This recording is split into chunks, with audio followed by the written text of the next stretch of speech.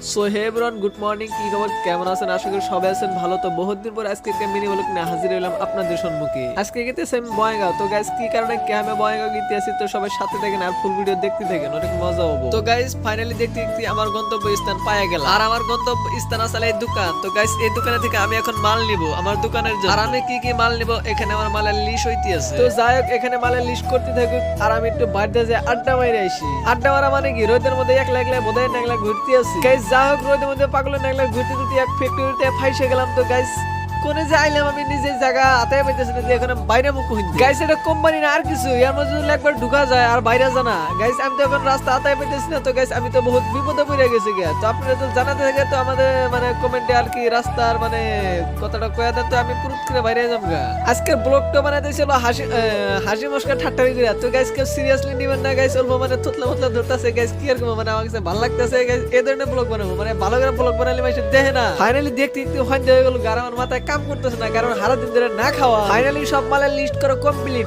আর এখানে গাইস আমি এখানে বিল পেমেন্ট করতে আসি। আর গাইস কমেন্টে মানে বইলা যাবেন আজকে এই মিনি ব্লগটা কি বলে। তো গাইস আমার আজকে আসতে কর্ম